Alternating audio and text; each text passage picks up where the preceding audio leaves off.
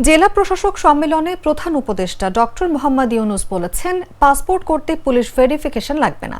এ ধরনের সিদ্ধান্তগুলো জনগণের কাছে পৌঁছে দিতে জেলা প্রশাসকদের প্রতি আহ্বান জানান তিনি। এর আগে সকাল 10:30টায় 3 দিনব্যাপী জেলা প্রশাসক সম্মেলনের নিজ কার্যালয় শাপলা হলে উদ্বোধন করেন প্রধান উপদেষ্টা ডক্টর মোহাম্মদ ইউনুস। এবার ডিসি সম্মেলন শেষ হবে 18 ফেব্রুয়ারি। করতে হলে পুলিশ ভেরিফিকেশন লাগে।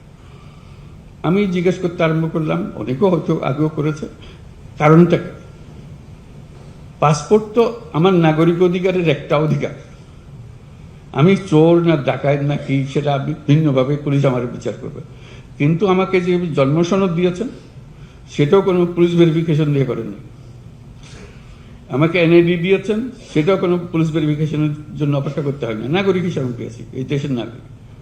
পাসপোর্টও এই দেশের নাগরিকের একটা পরিচয়পত্র, এখানে পুলিশ ভেরিফিকেশন কোনো লাগবে না। আমরা আইন করে দিয়েছি যে এখন থেকে পুলিশ ভেরিফিকেশন লাগবে না।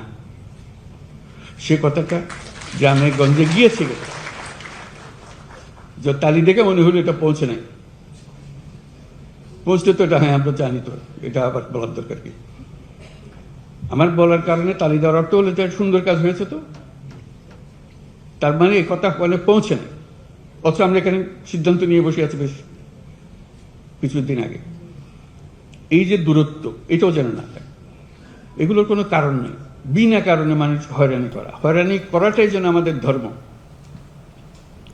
সরকার মানেই মানুষকে হয়রানি করা, এটার থেকে উল্টে দেওয়া। সরকার ভিন্ন জিনিস, আপনার অধিকারগুলো আপনার দরজায় পৌঁছিয়ে দেওয়া আমাদের।